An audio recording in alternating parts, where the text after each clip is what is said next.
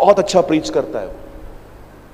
एक दो भाई और हैं, मैं हमेशा उनसे सीखता रहता हूं। इवन मेरे कलीसिया के अंदर जो भी लोग हैं, मैं उनके कई बार मैं उनको सुनता रहता हूं वो क्या बोलना चाहते हैं, क्योंकि मुझे ऐसा लगता है लोगों से प्यार करने का एक बेस्ट वे है उनको सुनो। हमारे पास प्रॉब्लम क्या है, हम सामने वाले की बातों को कट करके अपना चालू करते। अरे हाँ मुझे पता है, सुन अभी तो। और कुछ लोग तो सुनते ही इसीलिए हैं ताकि अपना सुना पाए। एक और प्रॉब्लम है सच कहता हूं मैं आपको, आजकल बोलने की लस्ट बहुत है, सुनने की इच्छा बहुत कम है। इसलिए याकूब में लिखा है सुन तो लो, सुन तो लो।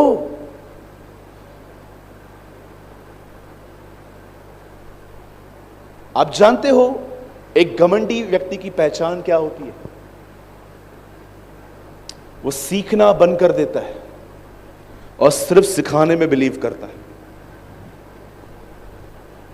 वो किसी से एडवाइस नहीं लेगा। नीति वचन में लिखा है युद्ध से पहले बहुत सारे मुनियों के साथ बैठकर तैयारी होती है।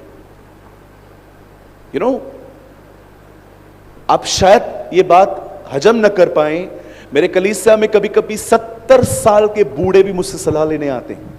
क्या नम्रता है, जरा सोचो। मुझे उनके पास जाना चाहिए, वो मेरे पास आ जाते हैं कभी कभी। भाई बेटा हम ऐसा कर रहे हैं, क्या हम ऐसा करें? मैं अपने बच्चे को कोई बिजनेस देना चाहता हूं खोल के, क्या मैं ये काम करूं? मैं हैरान हो जाता हूं, अंकल मैं तो आपके पास आऊंगा, आपके बाल पक चुके हैं, हमसे डबल एक्सपीरियंस है आपको, यू आर वेल मैच्योर, लेकिन आप यहां आ गए। जो कुछ भी आप सुन रहे हो बैरबरियंस की तरफ, सीखो कि क्या वो वचन में लिखा है। कहां लिखा है बाइबल में ऑयल बेचने के लिए? कहां लिखा है बाइबल के अंदर? चलिए आपको एक हैरान करने वाली बात बताता हूं। सब यहां देखिए,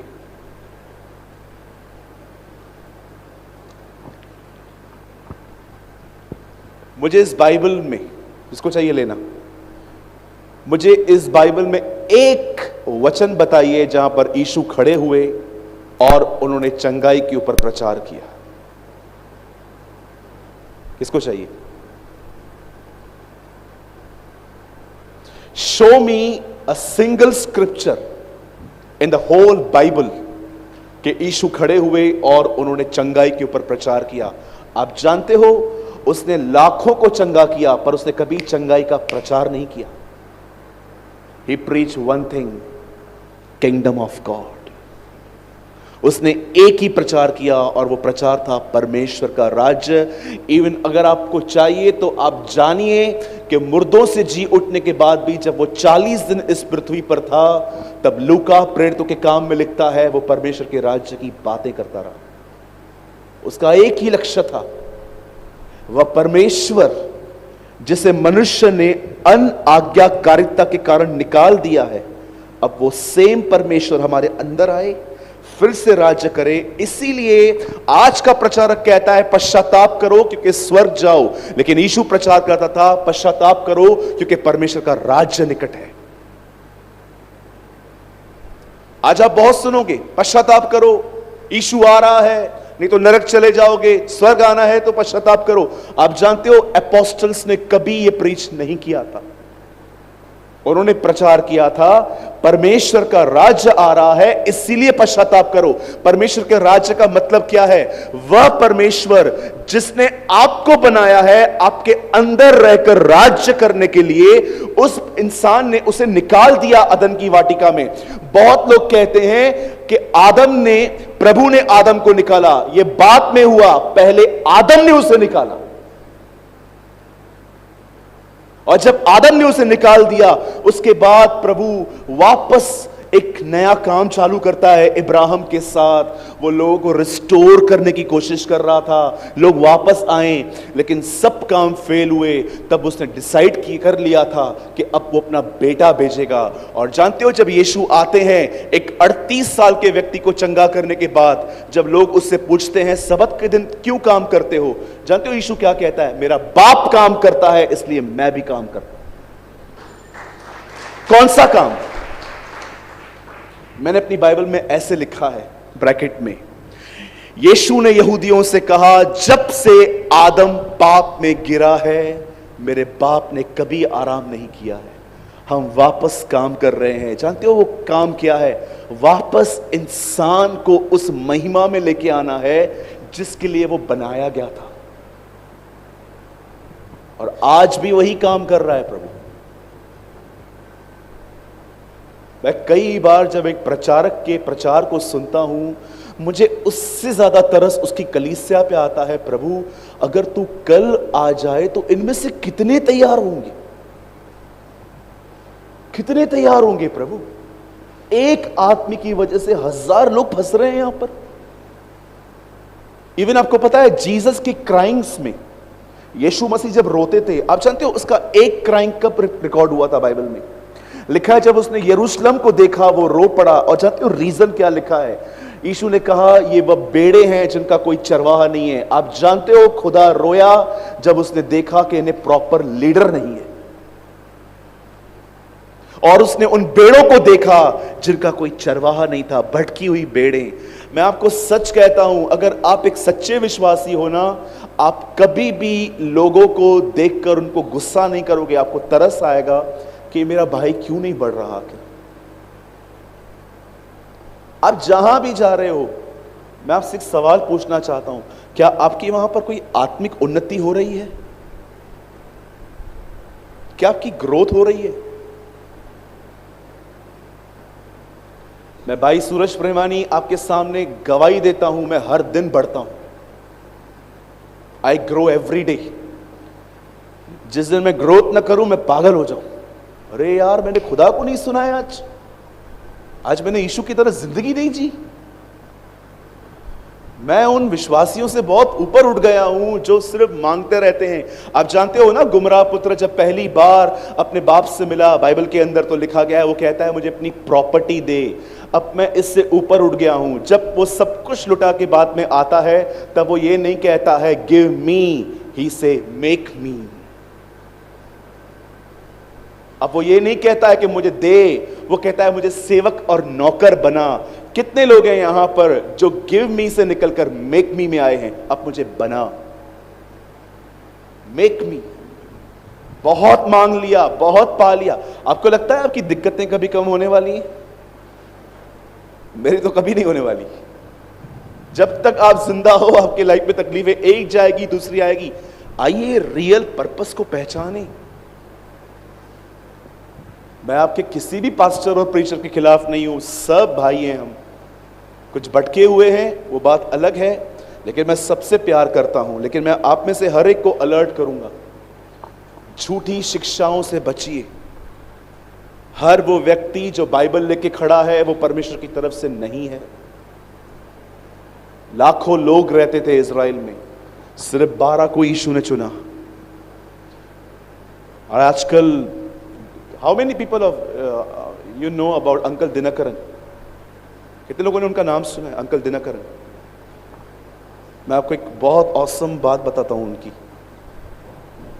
जब दिनकरन अंकल मुंबई में थे, जब वो बैंक में जॉब करते थे, एक चीज उन्होंने बताई थी।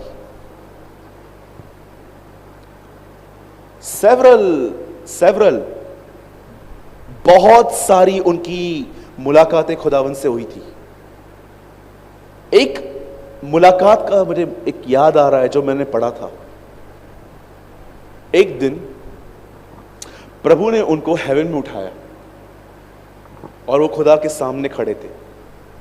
और आप जानते हो, यीशु और उनके बीच में एक टेबल पड़ी थी और वहां पर एक इंक की बोतल पड़ी थी और कबूतर का पंख पड़ा था।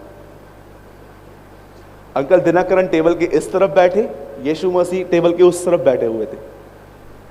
प्रभु ने एक लेटर वहां पर रखा था, उस पर लिखा था इंग्लिश में, I lord Jesus Christ appoint you for 24 hour ministry.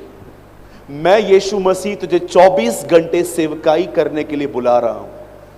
और वहां पर एक साइन यीशु मसीह की थी, एग्रीमेंट था, और अब एक साइन अंकल दिनकरन को डालनी थी। अंकल दिनकरन ने प्रभु से साफ साफ कहा, मैं 24 आवर मिनिस्ट्री नहीं करूंगा। तब यीशु ने कहा, क्यों? तब अंकल दिनकरन ने उनको कहा, मैंने आपके बहुत सारे सेवकों को देखा है जो 24 घंटे मिनिस्ट्री करते हैं और उनके पास खाने के लिए नहीं है, बड़ी तकलीफों में है, वो मांगते रहते हैं, कलीसिया को डराते रहते हैं, दसवांश दो, नहीं दोगे तो कर्ज करूंगा, श्राप आएगा। और अंकल दिनकरन इस तरह की मिनिस्ट्री को बिल्कुल सपोर्ट नहीं करते थे। तब जानते हैं, ये सारी बातें सुनने के बाद यीशु ने उनको क्या कहा? यीशु ने उनको कहा, उन लोगों को मैंने कभी बुलाया ही नहीं था, वो जबरदस्ती मेरे कंधे पे आके बैठ गए। आज कई बार ऐसे होता है, आप एक चर्च में जाते हो, वहां पर आपको थोड़ी अनॉइंटिंग मिल जाती है, आप किसी पे हाथ रखते हो और आप गिर जाते हो और आप खुद ही अपनी बुलाहट डिसाइड करते हो, I am a pastor. Very good भाई, कभी ये गलती मत करना। जिस दिन तुम पास्टर बन गए, डेविल की हिट लिस्ट में तुम्हारा नाम होता है, क्योंकि उनको पता है पास्टर डिस्ट्रॉय हुआ, चर्च डिस्ट्रॉय हो जाएगी। मैं आप में से हर एक को कहता हूं, अगर कभी भी आपको कोई आदमी हाथ रख के प्रोफेसी करता है, एक प्रोफेसी में कभी बिलीव मत करना। द बाइबल सेज हर बात 2 गवाहों से पक्की की जाती है। कम से कम वो सेम बात आपसे 2 से 3 लोग न कहे ना, कभी मूव मत करना। आजकल बहुत सारे लोग आपके बाइबल नॉलेज पे इंप्रेस होकर भी आपको कह सकते हैं, जा तू मिनिस्ट्री कर, और बेचारे धक्के खा रहे हैं वो लोग। मुझे एक बार एक पास्टर ने हाथ रख के कहा, सूरज भाई यीशु मसीह आपको सेवा के लिए बुला रहे हैं। मैं अंदर में हंस रहा था सारा की तरह। उन्होंने बोला यस। तो जैसे उन्होंने प्रोफेसी की, तो मैंने उनको बोला, पास्टर फिर मेरा घर कैसे चलेगा? खुदा चलाएगा खुद ही। मैंने कहा नहीं, कुछ एश्योरेंस दो। तो मैंने उनको कहा, एक काम करता हूं, मैं 1 महीने के लिए जॉब छोड़ता हूं, अगर किसी अद्भुत तरीके से नहीं आया तो वो पैसा मैं आपसे लूंगा। बोला आपके घर का खर्चा कितना है? मैंने बोला 60,000 रुपये महीना। बोला आप एक काम करो, आप दुआ ही करो। आप प्रार्थना ही करो। जिनको अपनी प्रोफेसी पे कॉन्फिडेंस नहीं है, मैं उसकी प्रोफेसी सुनूं? बहुत बार हम जानते हैं क्या करते, हम मन की बातें बोलते। और आजकल की प्रोफेसियां जानते हैं क्या है? वीजा मिल जाएगा और बड़े आदमी से शादी हो जाएगी। बड़ा आदमी मतलब वो मत समझना पैसे वाला लंबा आदमी। बड़े आदमी से शादी हो जाएगी, तू पास्टर बनेगा, तू प्रीचर बनेगा, तू रेवरेंड बनेगा, तू ये बनेगा। आपने कभी बाइबल में इस तरह की प्रोफेसियां सुनी थी? जानते हो बाइबल के भविष्यवक्ता क्या बोलते थे? समय निकट है, तैयार हो जाओ। उनकी प्रोफेसियां ऐसी होती थी, आपको पसंद ही नहीं आएंगी। यिर्मयाह सच्ची भविष्यवाणियां करने के कारण जेल में था। सब जानते थे ये सच्चा व्यक्ति है। इवन उन दिनों के राजा जेल में जाते थे, क्योंकि वो जानते थे यहोवा का वचन इसके पास पहुंचता है। आजकल की प्रोफेसीज देखिए, सब आउटसाइड। ये मिलेगा, वो मिलेगा, ये मिलेगा। मैं गुरदासपुर में था, मुझे पॉकेट में 2,000 रुपए किसी लड़के ने डाल दिए और कहा, पास्टर जी प्रोफेसी तो कर दो। तो मैंने बोला तू इधर आ अभी। कब आगे आया, मैंने बोला कौन सी प्रोफेसी? वीजा अप्लाई किया है, लगेगा नहीं लगेगा आप मुझे बताओ। मैंने कहा राष्ट्रीय लॉटरी खेलने आया है क्या तू?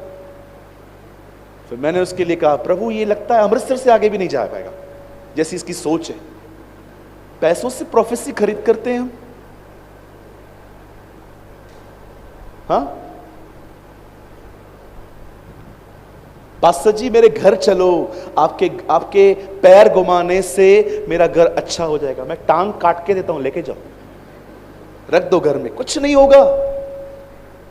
ये ब्रह्म से निकलो,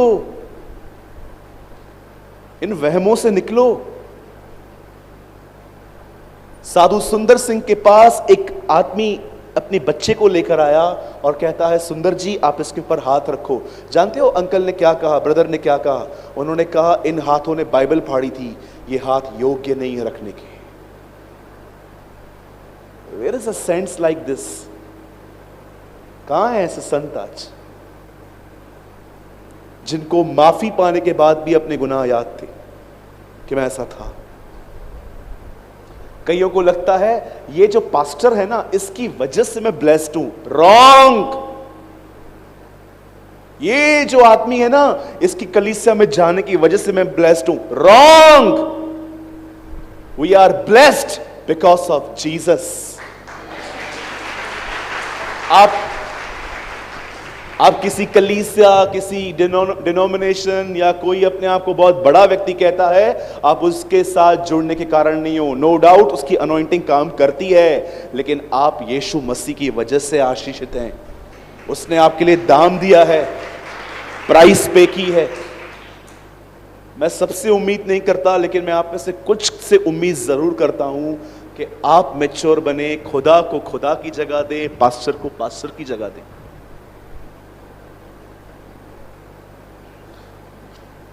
समय नहीं है, नहीं तो मैं आपको 15 और साइंस बताता झूठे लोगों के लिए। ट्रस्ट मी, 15 और पॉइंट्स लिखी है मेरे पास कि कैसे होते हैं ये। इवन अब जो मैं कह रहा हूं ना, उसको भी थोड़ा समझ लीजिए। आप जानते हैं कुछ प्रीचर्स ऐसे भी होते हैं जो आत्मा में नहीं बोलते हैं। आप उनका प्रचार सुनो, आपको समझ में आ जाएगा एक्चुअली इज इंटेलेक्चुअल।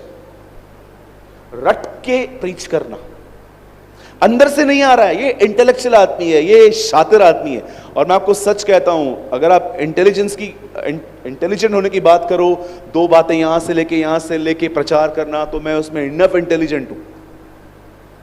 पर मैं आपको बताऊं, आज भी 2 बातें यहां से लेना, 2 बातें यहां से लेके प्रचार करना बहुत आसान है। लेकिन पास्टर जानते होंगे, आप सब जो प्रचारक भाई हैं, आप जानते होंगे, परमेश्वर से सुनकर बोलना आज भी वो प्रचार कठिन है। आज भी वो कठिन है। इवन 7 ईयर्स, 10 साल से मैं प्रचार कर रहा हूं, लेकिन आज भी मैं आपको कहना चाहता हूं, खुदा से सुन के प्रीच करना, इट्स रियली डिफिकल्ट। बाकी 2 बातें यहां से ली, 2 बातें यहां से ली, ये इंटेलेक्चुअल पीपल होते हैं। इनके प्रचार में आपको बहुत अच्छा लगेगा, लेकिन आपकी जिंदगी नहीं बदलेगी, आपका जीवन कभी नहीं बदलेगा। सो प्लीज इन दिनों में इन बातों से बचिए, व्यापारियों से बचिए, जो लोग यीशु मसीह के बारे में नहीं बताते हैं, सिर्फ पैसा दो, इनके लिए बचिए। और उनसे भी बचिए जो सिर्फ और सिर्फ आपको पर्सनली कंट्रोल करने की कोशिश करते हैं। घर खरीदा, मुझसे पूछा। बेटी की एडमिशन करवाई, मुझसे पूछा। अरे तू मेरा बाप है क्या, सब तुझसे पूछूं? यू नो, आजकल बहुत सारे पास्टर्स आपको चर्च के बाहर भी कंट्रोल करने की कोशिश करते हैं। मैं हमेशा अपनी कलीसिया को कहता हूं, आप यहां आते हो, मेरी जिम्मेदारी आपके ऊपर है।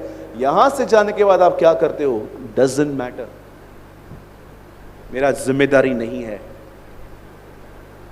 और अगर आप किसी को भी कंट्रोल करोगे, मैं आपको सच कहता हूं, वो आपसे फेडअप हो जाएंगे।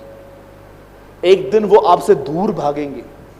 एक दिन ये कुछ करने से पहले वो दूसरों को बोलेंगे, पास्टर को मत बताना, क्योंकि आपने गलत इमेज उनमें बिठा दी है। किसी की भी पर्सनल लाइफ को कंट्रोल मत कीजिए, किसको कहां शादी करनी है। यस, आप इस पुलपिट से खड़े होकर सच्चाई बताइए, जो बुद्धिमान होंगे वो मानेंगे। और याद रखना, एक सच्चा विश्वासी वो नहीं होता जो सिर्फ कलीसिया में आपकी बातें माने, लेकिन वो चर्च के बाद भी आपकी बातें मानेगा। हर अधिकार हमें लगता है ऊपर से आता है, लेकिन जानते हो यह अधिकार नीचे से आता है। हम अपने कलीसिया में अपना चरित्र इस तरह रखें कि लोग ये न सुने कि आप कहते हो कि आप उनके अधीन हो जाओ। वो खुद आके आपको कहने चाहिए, पास्टर हमें आपके अधीनता में चलना। That is a right way. अगर आप मेरे कलीसिया के होते, मैं आपकी कभी भी लाइफ कंट्रोल नहीं करता। आप क्या पहनते हो, आप क्या खाते हो, आप क्या पीते हो, आपने फ्यूचर में क्या डिसाइड किया है, इट्स अपॉन यू। ये मेरे ऊपर नहीं है। लेकिन मूर्ख होते हैं वो लोग जो हर चीज को चाहते हैं कि मुझसे पूछा जाए, मुझसे पूछा जाए, मुझसे पूछा जाए। बाइबल सेज हर व्यक्ति को खुदा से पूछना चाहिए। मैं आप में से हर एक से विनती करता हूं, किसी के भी लाइफ को कंट्रोल करने की कोशिश न करें। आप भी थक जाओगे, एक दिन वो भी आपसे थक जाएंगे। किन लोग एग्री करते हैं मेरी बातों को, समझ रहे हैं? ठीक है, हम स्टार्ट करें अभी। मेरे अंदर जो था मैंने बोल दिया बोल दिया। चलिए अब मैं आपको वर्ड में लीड करना चाहता हूं।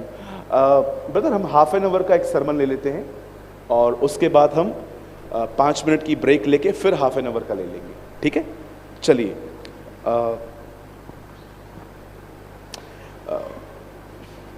आइए, मैं चाहता हूं आप सब मेरे साथ न्यू टेस्टामेंट खोलें।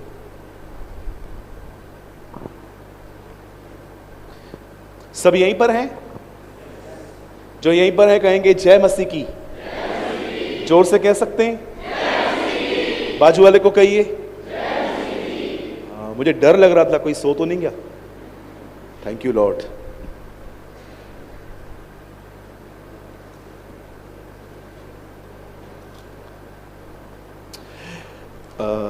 इस बार मैं आपको मैंने न्यू टेस्टामेंट खुलवाया, ओल्ड टेस्टामेंट खोलिए और आप सब खोल सकते हैं द बुक ऑफ प्रोवर्ब्स, नीति वचन।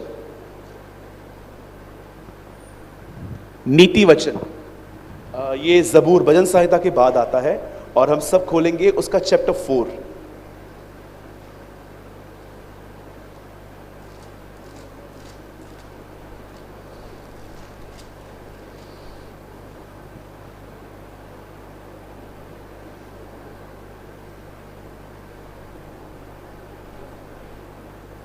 और प्लीज कोई पढ़िए वर्स 23।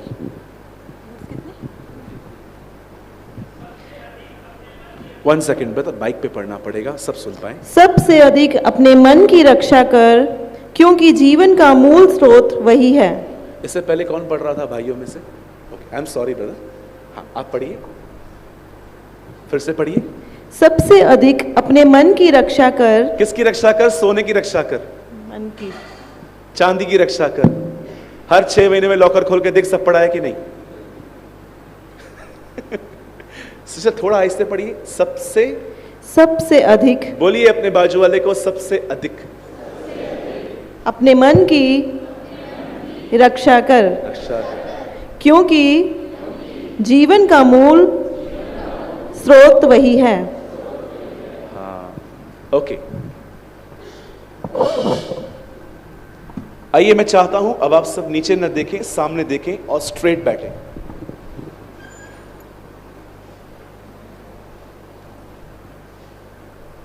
ध्यान दीजिए, इस हॉल में जितने भी लोग बैठे हैं, एक भी ऐसा नहीं होगा जो इस प्रॉब्लम से बचा है। हम में से यहां पर जितने भी लोग हैं उन सब के पास यह समस्या है और वो मेन प्रॉब्लम है ओवर थिंकिंग, जरूरत से ज्यादा सोचना। आप जानते हैं आप यहां पर बैठे बैठे अमेरिका जा सकते हो, लेके चलूं? आप यहां से बैठे बैठे यूके घूम के आ सकते हो। कहां पर? थॉट्स में। हमारे बॉम्बे में इनको कहते हैं ख्याली पुलाव। आई डोंट नो यहां क्या कहते हैं। ख्याली पुलाव मतलब ख्यालों में पुलाव, सच्चाई में नहीं। मैं ये करूंगा, मैं वो करूंगा, मैं वो करूंगा, मैं ये करूंगा। नीचे उतर भाई, नीचे स्टार्ट कर पहले। आज बहुत सारे जो लोग हैं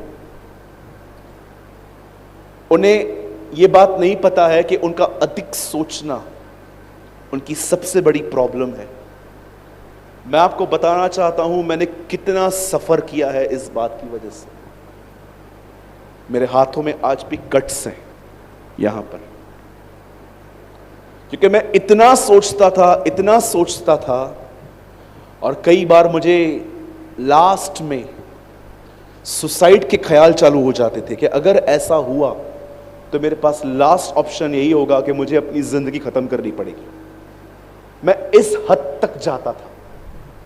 शायद आप इस हद तक नहीं जाते होंगे, लेकिन मैं सोच में इस हद तक गया हूं कि कभी कभी मेरे लाइफ में ऐसी प्रॉब्लम्स भी आई जब मैंने सोच सोच के जब मैंने डिसाइड किया कि अगर ऐसा हुआ तो मेरे लिए क्या बचेगा? सिर्फ और सिर्फ सुसाइड। सुशांत सिंह राजपूत जिन दिनों में मरे, वी डोंट नो उनकी डेथ कैसे हुई, कुछ कहते हैं सुसाइड किया, कुछ कहते हैं मर्डर किया, कुछ कहते हैं कि उसको प्रोवोक किया गया कि वो अपने आप को खत्म करे। कोई ट्रुथ नहीं जानता। लेकिन आप जानते हो उन दिनों में, जिन दिनों में वो मरा, उन दिनों में लॉकडाउन था, मुंबई क्लोज थी, आप बाहर नहीं जा सकते हो, घर में बैठे बैठे बैठे बैठे बैठे देखो दिमाग क्या काम कर रहा था। आप में से बहुत सारे जो लोग हैं यहां पर, आपको पता भी नहीं है कि कई बार आपकी सोच इतनी डेंजर होती है कि वो आपको खत्म कर सकती है। 10th के एग्जाम्स देकर एक लड़की घर आई, सच्ची घटना है बॉम्बे की, कॉलेज गर्ल थी, 10th नहीं 11 या 12 में थी वो। और जब वो कॉलेज के एग्जाम्स देकर जब वो अपने घर में आई, जब उसका रिजल्ट आने वाला था, तो उसकी सहेलियों ने उससे मजाक किया। उसने कहा रिजल्ट आ गया है और हमें पता चला है कि तुझे कुछ सब्जेक्ट्स में केटी लग गई है। और वो इतनी डिप्रेस हो गई ये सुन के कि मेरी सारी फ्रेंड्स अब आगे निकल जाएंगी और मैं पीछे रहूंगी। और उस लड़की ने 7th फ्लोर से कूदकर जान दी थी। और आप जानते हो वो एक मात्र मजाक था। और जब 2 दिन के बाद रिजल्ट आई तो वो बच्ची हर सब्जेक्ट में पास हुई थी, हर सब्जेक्ट में। आपने कभी कभी देखा है स्टूडेंट्स जो इतना पढ़ते हैं वो उन्हें याद क्यों नहीं रहता? क्योंकि वो इतना स्ट्रेस में पढ़ते हैं कि जो पढ़ रहा हूं क्या वो एग्जाम में आएगा। नो डाउट उनकी कुछ गलतियां हैं, वो बच्चे इमेच्योर हैं जो एग्जाम से 2 दिन पहले स्टार्ट करते हैं पढ़ना। लेकिन ऐसे भी बहुत सारे लोग हैं जो पढ़ते समय इतना स्ट्रेस, आप जानते हो कई पास्टर्स कितना स्ट्रेस से गुजरते हैं। चर्च का रेंट देना है, अपनी स्पिरिचुअल लाइफ देखनी है, धमकियों को बर्दाश्त करना है लोगों की, कलीसिया के अंदर 100 लोगों का अलग अलग स्वभाव बर्दाश्त करना है। और कभी कभी तो उनको सताया जाता है अपने घर से। डेविल कई बार कुछ पास्टर्स को इरिटेट करने के लिए उनके परिवारों का भी उपयोग करता है। और आप जानते हो कैसे स्ट्रेस से निकलते हैं। आपको रियल जानना है ना स्ट्रेस क्या होता है, आप जाइए और उन बहनों से मिलिए जिनकी उम्र हो रही है पर उन्हें लड़के नहीं मिल रहे। उनसे पूछिए जिनको बड़े बिल्स पे करने हैं लेकिन उनकी इनकम 0 है। उनसे मिलके देखिए जिनके घर के अंदर किसी ईगोस्टिक पर्सन की वजह से पूरे घर का माहौल खराब हो चुका है। कैसे दिमाग हमारा चलता है। कभी आपने सोचा है क्या है ब्रदर इन बातों का अंत? कितने मूडी हैं हम। कभी कभी देखिए हम खुशी में कहां रहते हैं। कभी कभी आप देखिए हम खुदा पे सवाल करते हैं, अगर तू है तो जीवन ऐसा क्यों है?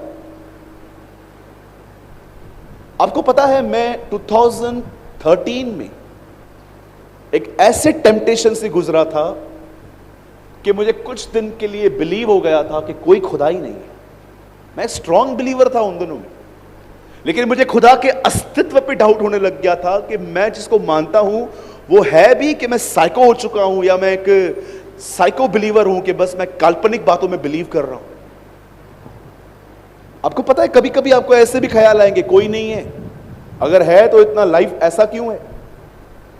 द बाइबल सेज, नीति वचन 4:23 में सुलेमान कहता है तुम्हें सबसे अधिक यह सोचने की जरूरत है कि तुम क्या सोच रहे हो। आप जानते हो कई बार आपको यह सोचने की जरूरत है कि आप क्या सोच रहे हो, क्योंकि आपकी सोच आपकी लाइफ को शेप देती है। यहां लिखा है मूल सूत्र, रॉन्ग वर्ड है, इंग्लिश पढ़ के देखिए, your thoughts will shape your life. तुम्हारे जो थॉट्स हैं वो तुम्हारे जिंदगी को आकार देंगे। कभी कभी आप कुछ लोगों को देखिए उनको हंसाने के लिए आपको जोक सुनाने पड़ते हैं। क्यों? रीजन क्या है? क्योंकि स्ट्रेस बर्फ की तरह जमा हुआ है। अगर आप एक ऐसे व्यक्ति हो जिसको ये कंप्लेंट्स हैं जो मैं कह रहा था कि यस ब्रदर मैं बहुत सोचती हूं, कई बार मैं चींटी को हाथी बना देता हूं सोच के। अगर आप इन प्रॉब्लम्स में हैं तो मैं चाहता हूं आने वाले 15-20 मिनट आप बड़े ध्यान से वचन को सुनें और आप पहचान लेंगे अपने आप को कि अब मुझे क्या करना है। द बाइबल सेज शैतान का तुम पे दाव न चले। आप पहचान लेंगे कि एक्चुअली ये जो मेरे इर्द गिर्द हो रहा है ये सब क्या है। बाइबल बताती है इब्राहिम से एक बेटा पैदा हुआ, उसका नाम इसहाक रखा गया। और इसहाक ने एक लड़की से शादी की जिसका नाम था रिबेका। रिबेका एक बांझ थी। आप जानते हो कई साल के बाद जब उसे बच्चा पैदा हुआ तो ट्विंस में हुआ। पहले के दिनों में उसे बेबी नहीं था, बाद में जब उसे बेबी हुआ तो ट्विंस हुए। एक का नाम एसाव और एक का नाम याकूब था। और आप जानते होंगे याकूब ने अपने लाइफ में बचपन से ही धोखा, फरेब, फ्रॉड यही सब किया था। स्टार्टिंग के डेज में उसने अपने भाई को मूर्ख बनाया, फिर उसने एक दिन अपने बाप को मूर्ख बनाया, उसके बाद एक दिन वो अपने मामा को मूर्ख बना के आ गया। पूरी लाइफ टाइम कुछ लोग इस बात को समझ ही नहीं पाते कि एक दिन उनका व्यवहार उनके पास लौटेगा। आप जानते हो परमेश्वर कभी कभी आपको बदलने के लिए अविश्वासियों का भी उपयोग कर सकता है। मैंने अपने लाइफ में डिसिप्लिन कलीसिया में नहीं सीखा था, जॉब में सीखा था। आप कभी देखिए, आप कलीसिया लेट जाते हैं, आपको कोई बोलने वाला नहीं है। आप नौकरी पे लेट जाके देखिए आपकी बॉस क्या हालत करता है। क्यों? आप वहां पर टाइम पे पहुंचते हैं, लेकिन चर्च में आपको पता है कि 7:30 बजे मीटिंग चालू होगी, हम घर से निकलते ही 8 बजे। क्यों? क्योंकि पास्टर तो कुछ बोलेगा नहीं, लेकिन वहां तो बैंड बजा देंगे हमारी। आप जानते हो कई बार आपको एक स्ट्रिक्ट कुछ बातों को सीखने के लिए आपको स्ट्रिक्ट डिसिप्लिन की भी नीड होती है। आप जानते हैं एक दिन क्या हुआ, याकूब ने अपने भाई को मूर्ख बनाया, आवाज को मैनिपुलेट किया और उसने कहा अपने बाप को उसने मूर्ख बनाया और सब कुछ लेके वहां से निकल गया। अब कई साल वो अपने मामा लाबान के पास रहा और जब वो एक दिन उससे डिसाइड किया कि वो वापस अपने घर लौटेगा, तब उसे पता चला कि रास्ते पर उसका भाई उससे मिलने आ रहा है। और उसको यह भी पता चला कि उसका भाई इस बार अकेला नहीं, अपने साथ 400 लोगों को साथ में लेके आ रहा है। अब ये तो सिंपल बात है कि 400 लोग अगर साथ में आ रहे हैं तो कोई भी सोचेगा कि मारपीट होने वाली है, ये पुराना बदला लेगा अब मुझसे, अब ये मुझे छोड़ेगा नहीं। अब देखिए, जब याकूब को ये बात पता चली कि मेरा भाई मुझे मिलने आ रहा है, लिखा है याकूब बहुत कुछ सोचकर डर गया। आप जानते हो आपके अंदर डर कैसे जमा होता है? कितने लोगों को सच बताइए, जब इस कोविड काल में जब ये सीजन चल रही थी, कभी आपके साथ ऐसा हुआ कि आपको थोड़ा ब्रीथिंग में प्रॉब्लम हुई और आपको टेंशन आ गया कोविड तो नहीं है? मैं एक बार कुछ खा रहा था, मुझे टेस्ट नहीं आ रही थी।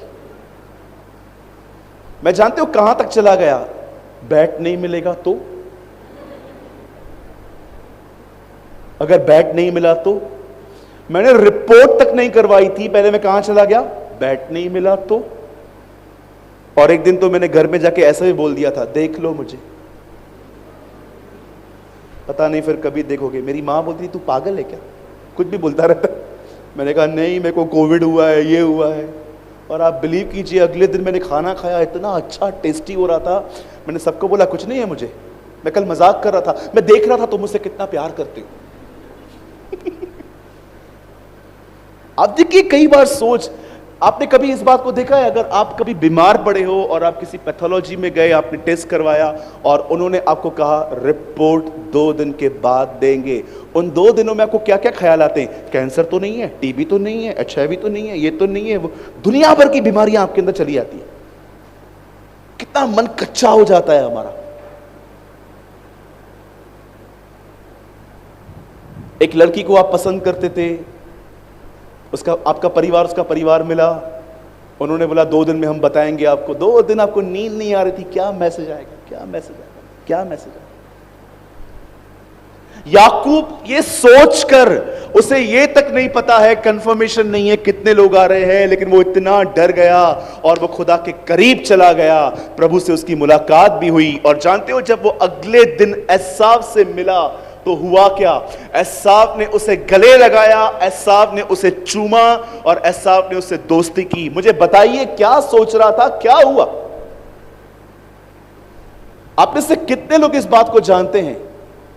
शैतान कभी आपका माइंड रीड नहीं कर सकता। मैं आपको बताता हूं, देखिए,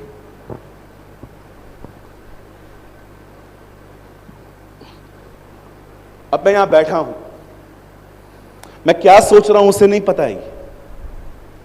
जानते हो वो कैसे पता करता है कि मैं क्या सोच रहा हूं? वो मुझे ख्याल देगा, ये प्रॉब्लम आ सकती है, और अब देखिए मेरी शक्ल देखिए, तकलीफ तो आएगी, बहुत बड़ी तकलीफ आएगी। वो आपकी बॉडी लैंग्वेज से आपके थॉट समझता है। ही नोस कि क्या सोच रहा है। और जब आप वर्ड निकालते हो नेगेटिव, क्यों बाइबल कहती है नेगेटिव मत बोलो, वहां से पकड़ लेता है, कंफर्म यही सोच रहा है, चलो डालो उसके ऊपर और थॉट्स। इस तरह से वो आपके माइंड को रीड कर लेता है। आप जानते हो स्ट्रेस क्या है? नॉट स्ट्रेस, जानते हैं क्या है? Just one thing, just one thing, the lies of devil. सिर्फ और सिर्फ वो झूठ है। ये होगा, ये होगा, ये होगा, ये होगा, ये होगा, ये होगा। मैं हमेशा अब जब सोचता हूं ये होगा, ये होगा, ये होगा, मैं डेविल को बोलता हूं, अरे इससे ज्यादा होगा, कोई परवाह नहीं है, वो जी उठा है। मेरे भाइयों, मेरी बहनों, याद रखिए, भय एक झूठ है। ट्रस्ट मी, डर सिर्फ एक झूठ है। कुछ नहीं था मुझे, मैं ठीक हो गया। जो आप सोच रहे हो स्ट्रेस में, वो सिर्फ एक झूठ है। और याद रखिए, डर भी एक फेथ है, फेथ भी एक फेथ है। परमेश्वर जो विश्वास देता है वो कहता है इस पर विश्वास करिए होगा, और झूठ भी एक बिलीव है कि ये नेगेटिव बात होगी। ये आपके ऊपर है, आप किसको अपना माइंड देते हो। याकूब ने सोचा कि उसके भाई उसे मारेंगे, उसे पीटेंगे, उसे खत्म करेंगे, 400 लोग उसे कुचल देंगे, लेकिन जब वो वहां पर गया बात ही कुछ और थी। कई बार जो आप सोचते हो वो दूर दूर तक नहीं होता। क्यों आपको ख्याल आते हैं जब दो लोग बात करते हैं, तो आपको क्यों लगता है कि ये आपके लिए बात कर रहे हैं? ये लगता है ये मेरे लिए बात कर रहे हैं, क्योंकि गड़बड़े की हैं। आप जानते हो किनको लगता है मेरे लिए बात कर रहे हैं? जो गड़बड़ियां करते हैं। आपने 2 दिन पहले किसी के लिए बात की थी, अब आपके लिए कोई ऐसे बात कर रहा है, आपको देखकर बाप रे मेरी बात पता तो नहीं चल गई। हम ऐसी जिंदगी क्यों जिए कि हमें ऐसा लगे कि मेरे लिए बात कर रहा है। अब आप में से जितने भी लोग अगर ओवर थिंकिंग से गोलियां लेते हैं, डिप्रेस लाइफ जी रहे हैं, आपके लाइफ में जॉय और पीस नहीं है, अब मैं आपको एक बहुत ही अच्छा सॉल्यूशन बताता हूं कि क्या कीजिए। एक्चुअली 2 चीजें बताता हूं। ट्रस्ट मी, आप बहुत हद तक फ्री हो जाएंगे, बहुत हद तक। पहली चीज, परमेश्वर के वचन को मनन करना सीखें, मेडिटेट करना सीखें। क्या ही धन्य है वह जो दुष्टों की युक्ति पे नहीं चलता, न पापियों के मार्ग में खड़ा होता है, न ठट्ठा करने वालों की मंडलियों में बैठता है, लेकिन वो प्रभु की व्यवस्था पर दिन और रात ध्यान करता है। इस कारण वो एक ऐसा पेड़ बनेगा जो अपनी ऋतुओं में हमेशा फलेगा। भजन संहिता 1 अध्याय स्टार्ट जानते हो कैसे होता है? भजन संहिता चैप्टर 1, मेडिटेट लॉर्ड्स वर्ड। कैसे होता है मेडिटेट करना? चलो मैं आपको बोल तो रहा हूं, मनन करो। कैसे करोगे? अच्छे अच्छे लोग रीडर्स हैं, मेडिटेशन नहीं करते, अपनी ड्यूटी पूरी करते हैं। 2 अध्याय पढ़ लिए ब्रदर, मेडिटेट क्या किया? यहोशू मत डर, हियाव बांध, व्यवस्था की किताब को रात और दिन मनन कर। पहले के लोगों के पास बाइबल नहीं होती थी, बाइबल को प्रिंट किए कुछ ही साल हुए हैं। पहले के लोगों के पास बाइबल्स नहीं होती थी, इवन यीशु मसीह के टाइम पे भी नहीं होती थी। यीशु जो सुन के आता था उसे मेडिटेट करता था। कितना आसान है आपके पास आज वचन, मोबाइल खोलो, व्हाट्सएप खोलो, 100 वचन आते हैं। मैं आपको सच कहता हूं, आज से पहले ऐसा कभी नहीं होता था। इवन जब मैं बिलीव में आया उस टाइम पे भी एंड्रॉयड फोन नहीं होते थे। मैं न्यू टेस्टामेंट हमेशा अपने पॉकेट में कैरी करता था, और जहां पर टाइम मिलता था, ट्रेन में, बस में, गाड़ी में, जहां टाइम मिलता था, मेरे बाइबल के अंदर एक रिबन थी, आज भी है, और जहां कहीं मैं से कंप्लीट करता था वहां छोड़ता था, अगले दिन वहीं से स्टार्ट करता था। लेकिन आज देखिए, आपका फोन खोलिए, जो वचन आज से बहुत साल पहले लोग तरसते थे, आज वो वचन आपके सेल्फ फोन में एवरी सिंगल डे आता है। लेकिन हम हल्के से लेते हैं, ऊजा की तरह। मैं तो याजक हूं, कैसे भी संदूक पकड़ लूं, चलता है, नहीं चलता। आप जानते हो मेडिटेशन क्या होता है? आप कैसे वर्ड को मनन, मैं आपको सच कहता हूं, this is your real medicine. जो गोलियां लेते हैं ना, एनासन, कॉम्बिफ्लैम्स वगैरह वगैरह, ये आपके माइंड को हील करने की राइट मेडिसिन है। इसकी वजह से आप बच जाओगे। एक दिन मैं बाइबल का एक पैसेज पढ़ रहा था। उस पैसेज में मैंने पढ़ा कि जीसस एक माउंटेन पे गया, वहां पर एलिया और मूसा प्रभु यीशु से मिलने आए। और जब काफी देर हो गई तो पतरस से जानते क्या कहा? प्रभु, क्या हम आपके लिए और मूसा के लिए और एलिया के लिए तंबू बनाएं? और जैसे उसने ये बात कही, तंबू बनाए, ऊपर से आवाज आई, इसकी सुनो। मैं एक बात यहां पर सोच रहा था, प्रभु खुदा ने उस समय बात क्यों की जब पतरस ने बात की? आप जानते हो क्यों? ये बातें लिखी हुई नहीं मिलती हैं, ये बातें मेडिटेट करनी पड़ती हैं। इन बातों के लिए दुआएं करनी पड़ती हैं कि खुदा मुझे बता कि ऐसा क्यों। आप जानते हो, जब आप परमेश्वर और मनुष्य को एक ही समान कर लोगे, जैसे आजकल बहुत सारे पास्टर्स ही लोगों के लिए परमेश्वर बन चुके हैं कि मेरा पास्टर ही मेरे लिए सब कुछ है। याद रखिए, जब आप परमेश्वर की महिमा मनुष्यों के साथ एक कर दोगे ना, खुदा इंटरफेयर करेगा। वो बोलेगा, पतरस जरूरत मत करना, वो बेटा है, वो सेवक है। मूसा वो था जो व्यवस्था ले आया, एलिया वो था जिसने व्यवस्था का प्रचार किया, और बीच में वो खड़ा था जिसने व्यवस्था दी थी।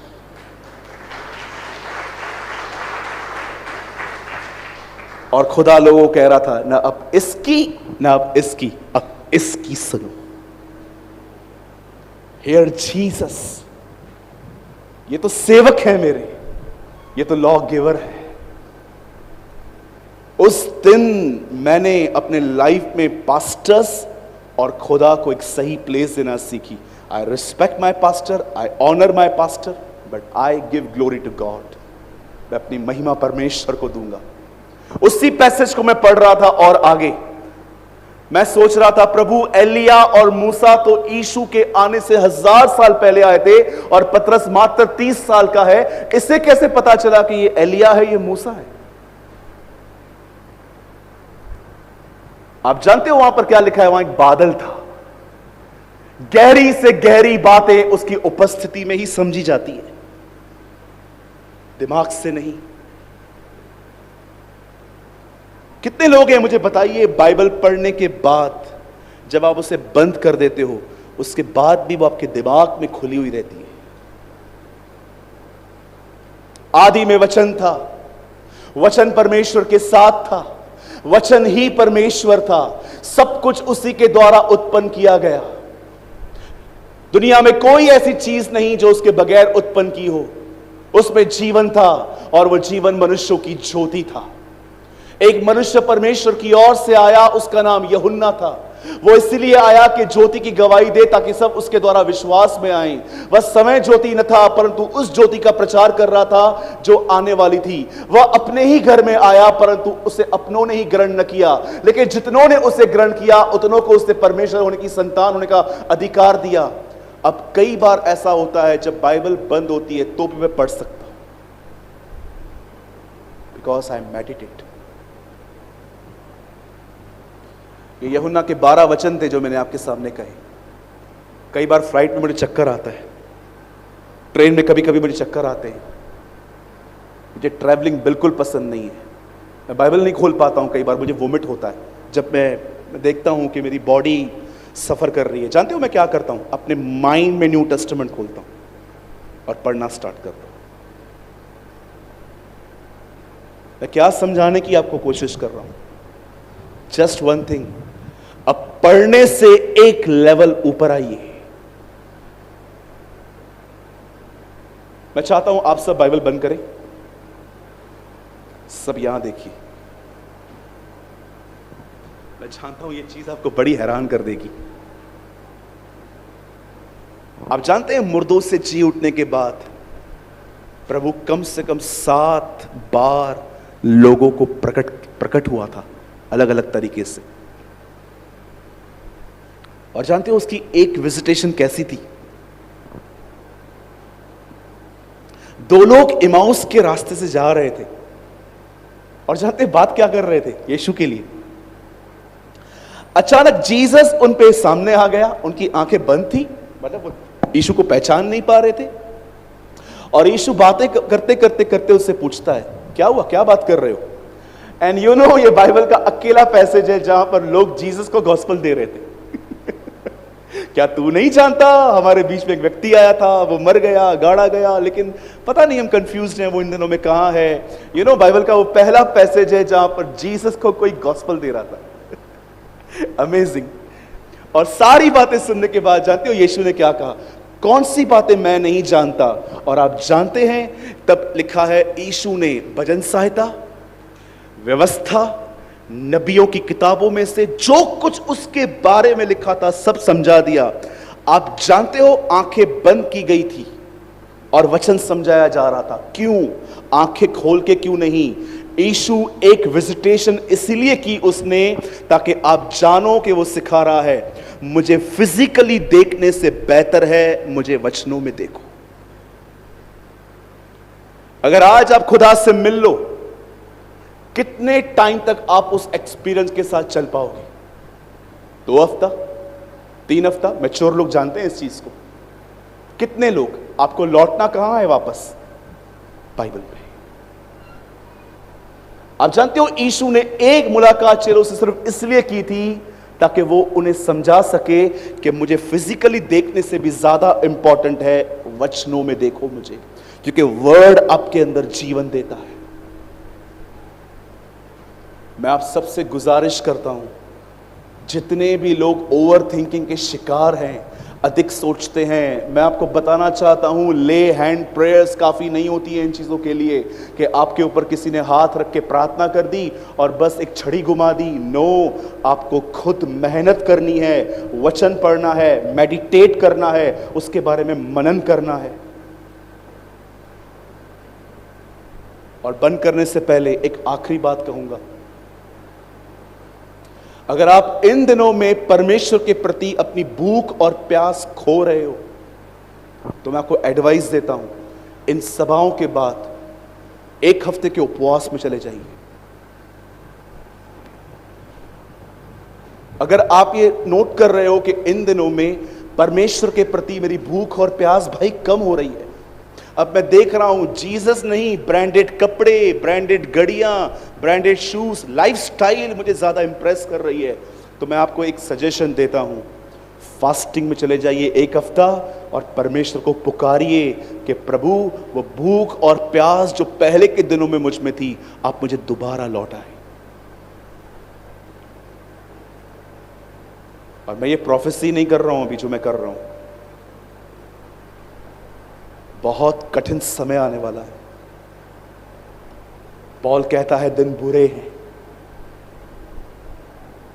जो कहते हैं ना आजकल बहुत अच्छे दिन आएंगे, ये आएंगे, वो आएंगे।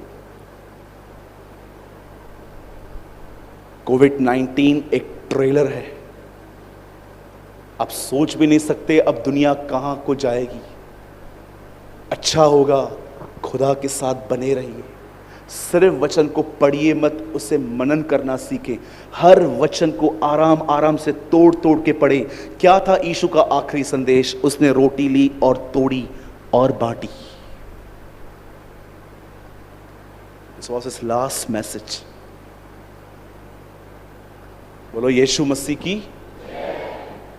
और हाँ, एक चीज और, आज मीटिंग के बाद अभी जो सेशंस हो जाएंगे दोनों 2:30 बजे के बाद, आप चाहें तो आप मुझसे मिल सकते हैं। आज कल मैं नहीं मिल पाया आपसे क्योंकि काफ़ी मैं थका हुआ था और हमें तैयारी करनी थी, लेकिन आज हमारी बात हुई।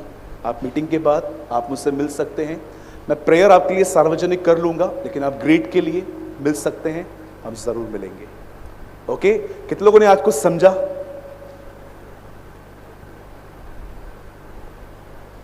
पढ़ने के बाद क्या करना है? ऐसे कीजिए, मनन करना। आराम से पढ़िए। ये सब बंद कर दीजिए। 1 साल में पूरी बाइबल पढ़ने वाले कोर्स, कुछ नहीं होगा इससे। 1 साल में बाइबल कंप्लीट करनी है, ये किसने सिखाया आपको? एक परमेश्वर के जन ने कहा 50 बार आप बाइबल में से जाओ, अच्छा होगा बाइबल आप में से 1 बार जाए। कई लोग कहते हैं ब्रदर मुझे 1 साल में पूरी बाइबल पढ़नी है। आपको पता है मैं आपको क्या कहूंगा? 1 अध्याय पढ़ो, सुबह भी वही पढ़ो, शाम को भी वही पढ़ो, रात को भी वो पढ़ो। समझो, सिर्फ पढ़ना नहीं है। सिर्फ पढ़ना आपको फरीसी बना देगा, समझना आपको यीशु का चेला बना देगा। हमारी हर एक वीडियोस का यह पर्पस होता है कि आप हर एक वीडियो से कुछ ना कुछ सीखें। और आपने इस चैनल पे आपने सूरज पिरवानी सर की वीडियोस को देखा, जिनका एक ऑफिशियल चैनल है जीसस इज लाइफ, आपने कभी न कभी जरूर देखा होगा। उनके चैनल पर जो परमेश्वर के प्रति, जो परमेश्वर के वचन होते हैं, वे बताए जाते हैं, बहुत ही गहराई के साथ बताए जाते हैं। और उनका हर वचन 1 से 1.5 घंटे का होता है। तो मैं भी उनकी वीडियोस को वॉच करता हूँ, देखता हूँ और उनकी वीडियोस से मैं सीखता हूँ। और जब मैं उनकी वीडियोस को देखता हूँ तो मुझे बहुत इंपॉर्टेंट मैसेजेस भी देखने को मिलते हैं, जो कि उन प्रीचेस के बीच में या फिर कहीं बीच में देखने को मिल जाते हैं। तो मैंने सोचा कि उनके वीडियोस से जो इम्पोर्टेंट मैसेजेस हैं मैं आपके साथ शेयर करूं, जो कि 20 मिनट 30 मिनट के होंगे। मैं उनकी 1.5 घंटे 1 घंटे की वीडियोस में से 20 से 30 मिनट की जो इम्पोर्टेंट मैसेज वाली सीरीज है मैं आपके साथ शेयर करता हूं। तो आई होप आपको ये सीरीज अच्छे लगते होंगे, आप इनसे कुछ ना कुछ सीखते होंगे। मैं नहीं कहता कि सूरज पिरवानी सर के 1.5 घंटे की वीडियोस में केवल 20 से 30 मिनट ही इम्पोर्टेंट मैसेज होता है। मैं केवल इतना कहना चाहता हूं कि उनका हर एक वर्ड जो परमेश्वर की ओर से होता है बहुत ही इंपॉर्टेंट है और हमारे जीवन में रोल प्ले करता है। लेकिन हम उन बहुत ही सारे के सारे पॉइंट्स इंपॉर्टेंट है, बट उनसे भी ज्यादा इंपॉर्टेंट जो पॉइंट होता है मैं आपके साथ शेयर करता हूं और आप इस चैनल पे उन वीडियोस को देखते हो। आप चाहो तो मेरे चैनल पे जाकर, इस चैनल पे जाकर काफी सारे वीडियोस देख सकते हो, जो कि सूरज पिरवानी सर के मैसेजेस हैं, जो परमपिता परमेश्वर के वचन हैं, आपको वहां पर देखने को मिल जाएंगे और बहुत ही गहराई के साथ सूरज पिरवानी सर ने आपके साथ शेयर किया है। मेरी आशा है कि आप ये वीडियोस देखकर ब्लेस होते होंगे, क्योंकि इन वीडियोस पर, इस चैनल पर काफी कुछ कमेंट्स आते हैं जिसमें कुछ लोग कहते हैं, ज्यादा नहीं कहते, बस 1-2 लोग का मैसेज मुझे ऐसा देखने को मिला, वो ऐसा कमेंट करते हैं कि दूसरे के मैसेजेस को कॉपी क्यों करते हो और अपने चैनल पे अपलोड करके उसे अपना बनाते हो, अपना कहते हो। तो मेरा उनको केवल यही रिप्लाई है, क्योंकि परमपिता परमेश्वर का वचन सभी के लिए है और हमारा काम है परमपिता परमेश्वर के वचनों का प्रसार करना और लोगों तक पहुंचाना, चाहे वो किसी के भी द्वारा कहे गए हो, चाहे वो किसी के द्वारा प्रचार किए गए हो। लेकिन हमें केवल इतना करना है कि हमें उन वचनों को, परमपिता परमेश्वर के जो वचन है, उन्हें लोगों तक पहुंचाना। हमारा केवल यही उद्देश्य है कि परमपिता परमेश्वर का वचनों का किसी न किसी तरीके से प्रचार होना चाहिए। वो चाहे हम खुद प्रचार करें या फिर कोई भी प्रचार करे, अगर हम उन प्रचार को लोगों तक पहुंचा रहे हैं तो इसमें कोई भी गलत बात नहीं है, इसमें कोई भी बुरी बात नहीं है। हमारा काम है केवल परमपिता परमेश्वर के वचनों का प्रसार करना, उन परमपिता परमेश्वर का कार्य करना, और इसके अतिरिक्त हमें कुछ नहीं सोचना। और जितने लोग ऐसा सोचते हैं, मेरे हिसाब से, मेरे अनुभव के हिसाब से, मैं जैसा मैंने समझा है उसके हिसाब से ये वचन देखने नहीं आते, और ये वचन देखकर भी इन्हें कोई फायदा नहीं होने वाला, क्योंकि उन्हें इन बातों में दिलचस्पी है कि कौन किसका क्या कॉपी कर रहा है, कौन कैसे काम कर रहा है, कौन वचन बता रहा है, कौन वचन नहीं बता रहा है। केवल उन्हें इन्हीं बातों से मतलब है। उन्हें इस बात से मतलब नहीं है कि वचन उन तक पहुंचा, उनको इस बात से मतलब है कि वचन किसके द्वारा पहुंचा। वचन से उनको मतलब नहीं है कि वचन हमारे पास आया, वचन क्या है क्या नहीं है, क्या सिखाता है, उनसे उसको कोई मतलब नहीं है। लेकिन उनको इस बात से पूरा मतलब है कि वचन किसके द्वारा आया है, कौन कर रहा है, कैसे आया है, उनको इससे मतलब है। क्या आया है, वचन में क्या आया, उनसे उनको मतलब ही नहीं है। तो ऐसे लोगों को मैं केवल यही रिप्लाई देना चाहूंगा कि वो इन बातों पर ध्यान ना दें। अगर आप तक परमेश्वर की वीडियोस पहुंचते हैं, ज्ञान के वीडियोस पहुंचते हैं, तो आप उन्हें देखें, उनसे ज्ञान प्राप्त करें और परमेश्वर के ज्ञान में बढ़ें, और इसके अतिरिक्त वो कुछ ना करें। लेकिन अगर वो इससे ज्यादा कुछ करते हैं तो परमेश्वर के लिए यह ग्रहण करने के योग्य नहीं होगा, और वो वीडियो देखेंगे आधा घंटा 1 घंटा जो भी समय देंगे, उनका समय देना व्यर्थ हो जाएगा। वचन कहता है कि हम जो करें पूरे मन से करें। फरीसियों को यीशु मसीह ने सीधे सीधे कह दिया कि ये लोग तो केवल फालतू के टाइम वेस्ट करते हैं, परमपिता परमेश्वर की आराधना उपासना करते हैं जो कि व्यर्थ है। मजाक करते हैं ये लोग, इन लोग की आराधना प्रार्थना मैं स्वीकार नहीं करूंगा, क्योंकि इनके मन मुझसे दूर हैं। ये आते तो मेरे पास हैं, लेकिन इनका मन, इनकी सोच, इनका जो हृदय है वो मुझसे दूर है। और परमपिता परमेश्वर ने कहा मन से दीन बनो, मन के शुद्ध बनो। मन मन मन हर जगह परमपिता परमेश्वर ने मन को प्राथमिकता दी है। और जब यीशु मसीह ने कह दिया कि फरीसियों के मन उनसे दूर है, तो वो कैसे परमेश्वर के पास हो सकते हैं, कैसे वो यीशु मसीह के नजदीक हो सकते हैं। इसलिए अगर हमें परमपिता परमेश्वर की उपस्थिति में चलना है, परमपिता परमेश्वर के कार्य को करना है, तो हमें इन बातों पर ध्यान नहीं देना, कौन क्या कर रहा है, कैसे कर रहा है, क्या कर रहा है, इस बात पे ध्यान नहीं देना। हमें इस बात पे ध्यान देना है कि वचन क्या है, वचन क्यों है, वचन कैसे है, मेरे जीवन में वचन कैसे लागू होगा। अगर ये वचन मेरे पास पहुंचा है तो मैं इन वचनों पर कैसे चल सकता हूं, और अगर मैं नहीं चल सकता तो क्यों नहीं चल सकता। फिर जाकर इन सभी रीजंस को दूर करो, और जब रीजंस दूर हो जाएंगे तो फिर आप परमपिता परमेश्वर के वचन में ऑटोमेटिकली ही ग्रोथ करोगे, ऑटोमेटिकली ही बढ़ते जाओगे, और इसमें कोई भी गलत बात नहीं है। सो आई होप आपने इस वीडियो के शेयर किए जाने के पर्पस को आपने समझा होगा। तो आज की वीडियो को हम यहीं तक रखते हैं, मिलते हैं नेक्स्ट वीडियो में आप सभी को। जय मसीह की, प्रेज़ द लॉर्ड।